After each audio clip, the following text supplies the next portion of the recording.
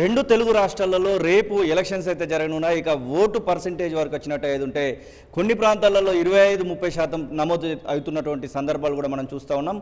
Vote ఖచ్చితంగా వినియోగించుకోవాలి అంటున్నారు ప్రముఖ సినీ నిర్మాత, దర్శక నిర్మాత, అలాగే సినీ హీరోగా ఉన్నటువంటి తరుణ్ భాస్కర్. అసలు ఓటు విషయాలు అడిగి తెలుసుకుందాం. సార్, మీరు జిహెచ్ఎంసీ పరిధిలో చూస్తే 25%, 30% ఓటింగ్ పర్సెంటేజ్ అయితే ఉంటుంది. ఓటు డేను సెలవు దినంగా భావిస్తున్నటువంటి సందర్భాలు కనబడుతూ ఉంటాయి. ఓటు గురించి మీ అభిమానులకి, అలాగే తెలంగాణ రాష్ట్ర, ఏపీ రాష్ట్ర ప్రజలకు చెప్పాలనుకుంటే ఏం లేదండి. ఇప్పుడు అందరికీ సోషల్ మీడియా ఫోన్లలో వచ్చే వరకు థియేటర్లకు వస్తలేరు, ఓటేనికి వస్తలేరు.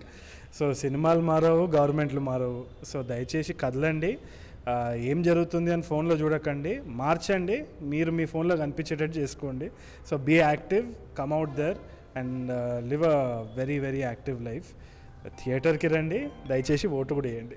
ఎట్ ద సేమ్ టైమ్ మందు, మద్యము, అలాగే ఇట్లా ఇక్కడ ఉన్నటువంటి డబ్బులు, వీటి మీద బాగా మనం చూస్తూ ఉంటాము. వాటి కోసం, అవేర్నెస్ కోసము ప్రజలకు చెప్పాలనుకుంటే, ఒక రోజు కోసం చూసుకుంటే 5 సంవత్సరాల జీవితం కనబడతా ఉంటుంది. దాని గురించి ఏమైనా మాట్లాడాలనుకుంటే మీ ఒక సినిమా వేలో చెప్పాలనుకుంటే దాన్ని సింపుల్గా నేను చెప్పాలంటే, లాంగ్ టర్మ్ హ్యాపీనెస్ కోసం ఎవరు చూస్తలేరు, ఇమీడియట్ షార్ట్ టర్మ్ హ్యాపీనెస్ కోసమే చూస్తున్నారు.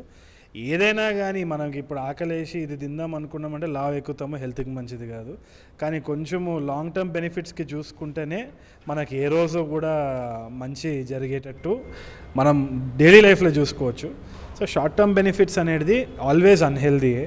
అది మనము గుర్తించిన రోజు కొంచెం మంచిగా మారుతుంది సొసైటీ అనుకుంటున్నాను. అవేర్నెస్ కోసం మీరు ఏమైనా చేయదలుచుకున్నారా? ఎందుకంటే ముఖ్యంగా ఇది రేపటి వరకే ఉంది, కానీ నెక్స్ట్ టైం అయినా ఖచ్చితంగా ఇది ఎలక్షన్ కమిషన్ ఆఫ్ ఇండియా చాలా ప్రయత్నాలు చేస్తూ ఉంటుంది, కానీ అది ప్రజల్లోకి పోవడానికి మరి ఏం డిస్టర్బెన్స్ ఉందో తెలియదు. కానీ ఓటింగ్ వరకు అయితే రానటువంటి పరిస్థితి. కనీసం 40-45% కూడా జిహెచ్ఎంసీ పరిధిలో కనబడట్లేదు. మొత్తం అందరూ సెలవు దినంగా భావించి ఏటో టూర్స్ పోవడం ఇట్లాంటివి జరుగుతూ ఉన్నాయి.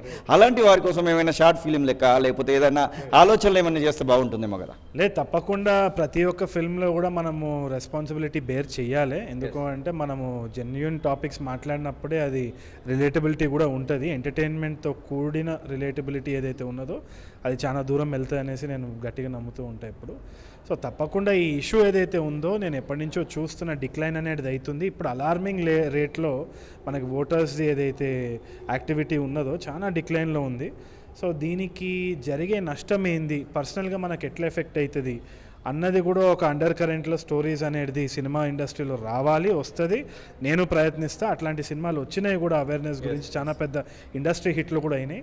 అండ్ సినిమా ఇండస్ట్రీ నుంచి ఐ ఫీల్ దట్ రెస్పాన్సిబిలిటీ తోటి ఈ టాపిక్స్ మీద ఒక ఫిల్మ్ది కూడా మ్యారథాన్ రన్ అవ్వాలని నేను అనుకుంటున్నాను. ఇది తరుణ్ భాస్కర్ చెప్తున్నమాట. ఖచ్చితంగా ఓటు అందరూ వినియోగించుకోవాలనేటువంటి ఆశాభావన అయితే వారు చెప్తున్నట్టు. కెమెరా పర్సన్ సతీష్తో, కెమెరా పర్సన్ అజయ్తో కలిసి శ్రీనివాస్, తొలి వెలుగు, హైదరాబాద్. అసలైన తొలి వెలుగు.